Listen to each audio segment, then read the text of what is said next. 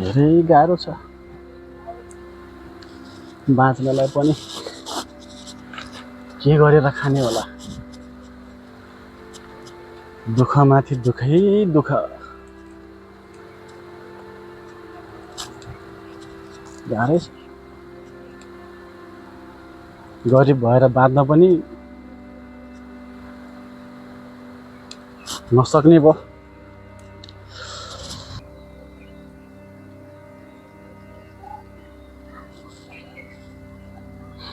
ओहो बुझ्छ भाइ, तपाईँ त एकदम चित्ती जस्तो कस्तो टेन्सनले बस्नु भएको छ भाइ। के भयो तपाईँलाई त्यस्तो? यस्तो बेगर्नी उमेर छ तपाईँको। यो यो युवा उमेरमा धन कमाएर एकदम चकचकी गर्ने उमेरमा एकदम चिन्तित, यस्तो एकदम टेन्सन भएको जस्तो देखेपछि कस्तो नरमाइलो महसुस भइरहेछ भाइ। के भयो भन्नु त? के हुनु श्यामे दाइ, यस्तै त हुने हालत। गरिब भएर बाँच्नु त बेकारै रहेछ। हेर्नुहोस् अब अहिलेको माहौल कस्तो छ थाहा छ तपाईँलाई? युवाहरू कोही पनि आफ्नो देशमा छैनन्। खाडी मुलुकमा आफ्नो श्रम बेचेर सारा जिन्दगी उही सिद्ध्याएर पनि अझ आफ्नो रोजीरोटी पुरा गर्न, परिवारको गर्न सकिरहेको छैनन्। किन यस्तो भयो हाम्रो समाज? एकदम यो चिन्ताको विषय छ भाइ। सारा जिन्दगी सबै विदेशमै बिताएर पनि युवाहरूले कुनै पनि उपलब्धि गर्न सकेको छैन। अझ आउँदो माहौल कस्तो बन्ला जस्तो लाग्छ। त्यही त भने श्यामे दाइ, हालत धेरै खराब भइसक्यो। भन्नै पर्दाखेरि चाहिँ अब बिहे गर्ने बेला पनि भयो। भरे घर परिवार पनि होला, बच्चा बुच्ची पनि होला। के गरेर खुवाउने भन्नेतिरमा धेरै सोचेर टेन्सन भएर बसिराखेँ दाइ म त। अब हजुरले नै बोल्नु भएको जस्तो कुरा नै भन्नु पर्यो। रोजगारी छैन, धन कमाउने ठाउँ छैन। धनै कमाउनलाई पनि विदेशिनु पर्यो भने के काम त श्यामी दाइ? अब धेरै गहिरो सोचमा गएको छु दाइ म त। अब विदेश जाउँ भने साहुले ऋण पत्याउँदैन दाइ, के गर्ने?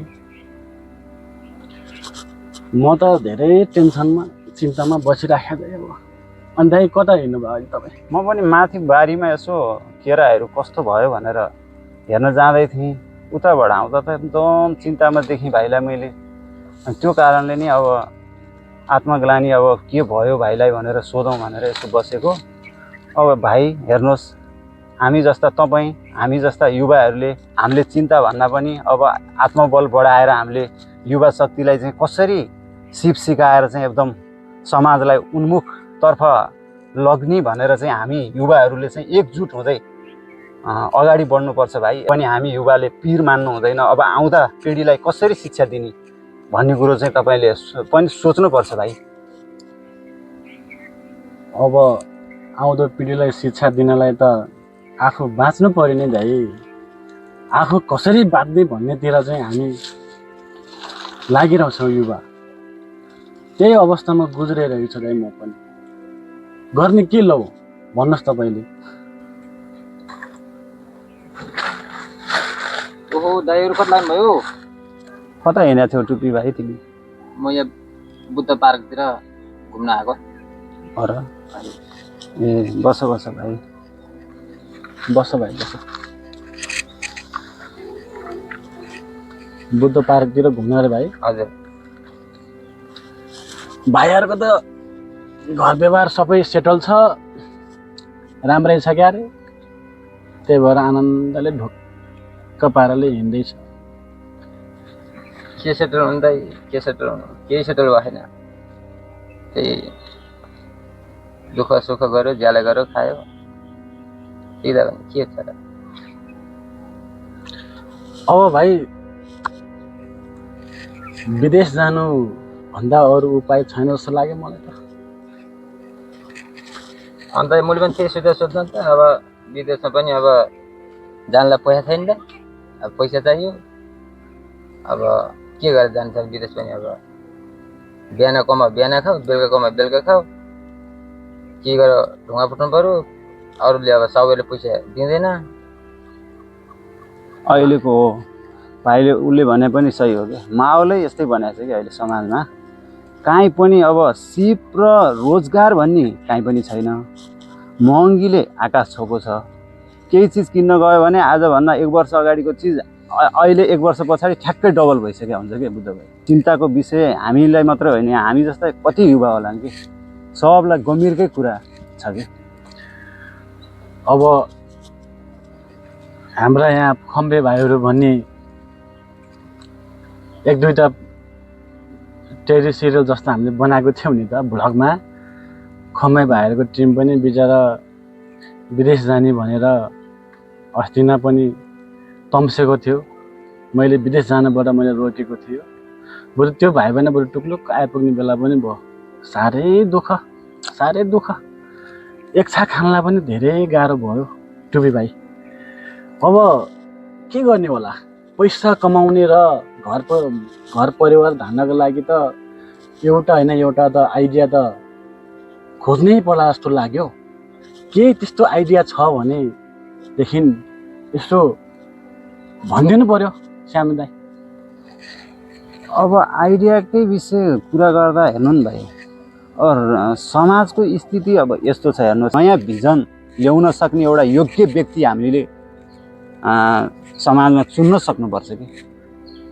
मलाई त योग्य व्यक्ति भनेको स्वयं आफै भएर सक्षम भएर चाहिँ काम गरेर खायो भने चाहिँ स्वयं आफै योग्य व्यक्ति जस्तो लाग्छ।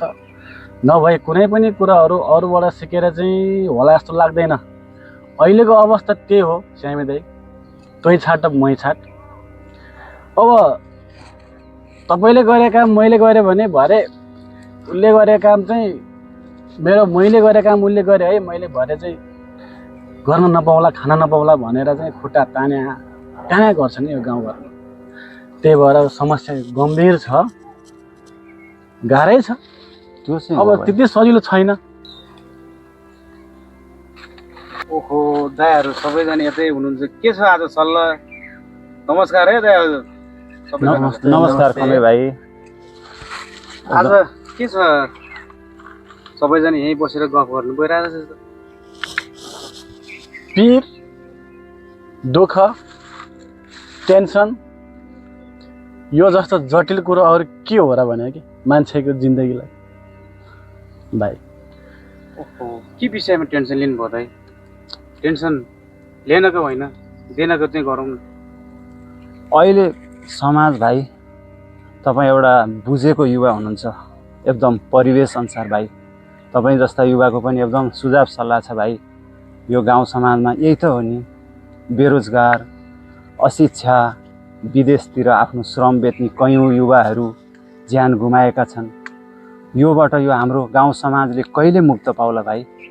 तपाईँको राय सुझाव कुनै आउँदा युवाहरूले कसरी पाउँछन्? तपाईँको आफ्नो राय सुझाव दिनुहोस् न भाइ खम्बे भाइ। अब भन्नै पर्दाखेरि त त्यस्तो जान्ने बुझेको त म पनि होइन। अब बाहिर विदेश गएर हाम्रो जवानी जोस जाँगरलाई चाहिँ बाहिर विदेशीलाई बेचिनुभन्दा कृषिमा जोड दिएर चाहिँ मेहनत हामीले जति सक्दो मेहनत गऱ्यो भनेदेखि यो कृषिबाट पनि मनाकी आम्दानी लिन सकिन्छ। यसमा हामीले मेहनत चाहिँ गर्नुपर्छ। कतिपय ठाउँमा मैले पनि देखेको छ मान्छेले यही कृषिको चाहिँ गरेर धेरै चाहिँ पैसा कमाएर परिवार राम्रै सेटल भएको देखेको पनि छ। यसमा हामीले गर्न नसक्ने के छ र? हामी मान्छे जानेर सबैले जानेर त कसले आएको हुन्छ र? सबैले बिस्तारै बिस्तारै बुझेर जानेर जाँदै गर्दै जाँदाखेरि हुने कुरो हो। कृषिमा तपाईँको विदेश जाने पैसा कृषिमा लगानी गरेर गर्नुभयो भने 2 महिना पश्चात त्यसको डबल आम्दानी हुनसक्छ। त्यसमा पनि हामीले विभिन्न तालिमहरू लिनुपर्ने हुन्छ, विज्ञहरूसँग सल्लाह लिनुपर्ने हुन्छ होइन। यस विषयमा विज्ञहरूसँग सल्लाह अनुसार हामीले कृषिमा गर्नुभयो भनेदेखि लगानी खेर जाँदैन, कृषि जति पनि हुन्छ। अब विदेश जाने कुरो भन्दा पनि यसमा कुनै बल गर्नुभयो भने राम्रो होला जस्तो लाग्छ हजुर दाइ मलाई। टुबी भाइ हजुर कस्तो लाग्यो खम्बे भाइको कुरो? उहाँ कुरो त ठिक हो। अब त्यो हामीले लगानी गर्ने हामीसँग पैसा छैन, अब अरूले लगानी गरिदिँदैन, अनि अब हामी त के विदेश जानु पर्यो। यस्तो नि त भाइ, हजुर लगानी गर्नलाई पनि धेरै पैसा करोडौँ चाहिँदैन कि हामीलाई, थोरैबाट सुरु गर्नु छ। प्लस प्लस गर्दै गरेर ठुलो हुँदै जाने त हो नि बिस्तारै। एकैचोटि करोडौँ त हामीले कहाँबाट कमाउन सकिन्छ र कहाँबाट लिन सकिन्छ। मेरो नि एउटा सानो विचार के भाइ, हजुर जस्तै आउँदा युवाहरूले चाहिँ खालि नेटतिर व्यस्त भएर बस्ने, विकृतिहरूतिर चाहिँ ध्यान धेरै युवाहरूको पनि आकर्षित हुने, यो बेरोजगार भएर नै होइन त? मुख्य कारण यो पनि हो। अनि उनीहरूलाई चाहिँ उन्मुख समाजतिर लैजानको लागि, व्यस्त बनाउनको लागि हामीहरूले अब सिपहरू के सिकाउँदा राम्रो होला आउँदा युवाहरूलाई पनि। जस्तै हामीहरू भिसा प्रयोग गरेर अन्यत्र देशहरू जान्छौँ भने अन्यत्र देशका नागरिक चाहिँ हाम्रो देश नेपालमा भिसा प्रयोग गरेर आउने वातावरण के बन्न सक्ला त?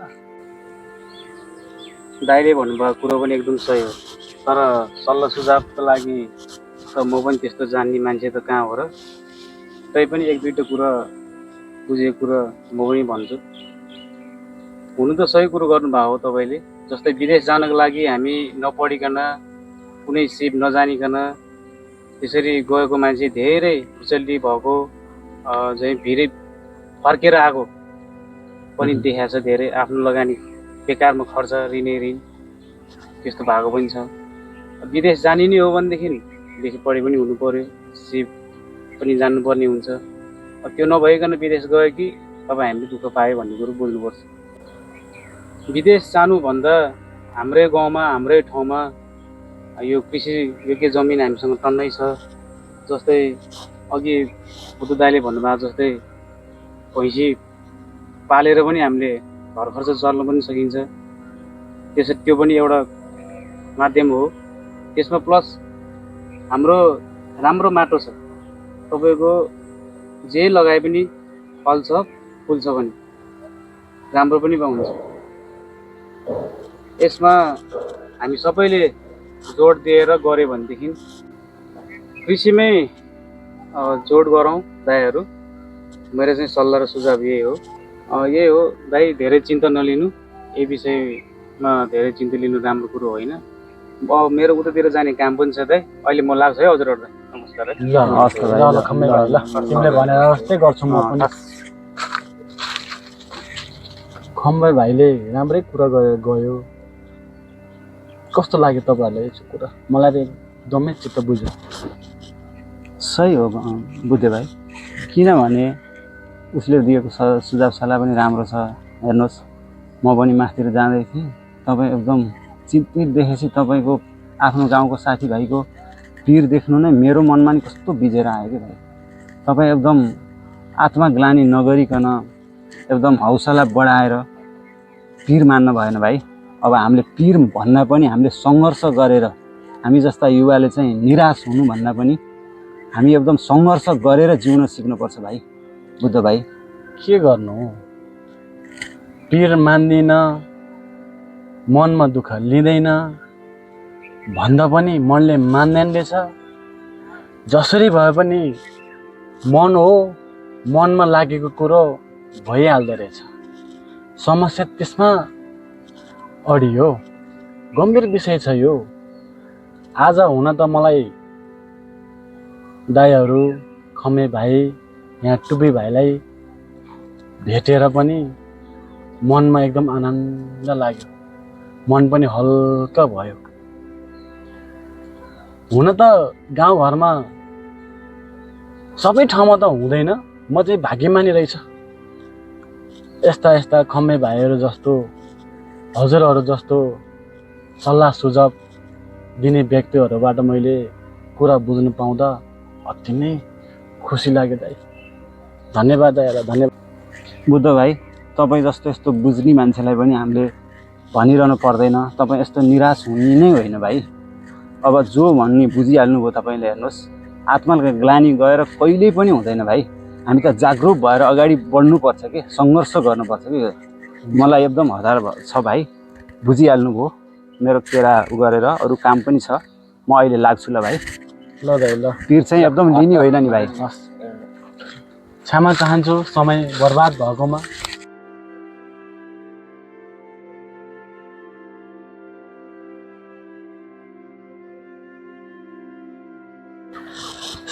अब म पनि लाग्नु पर्यो घरतिर।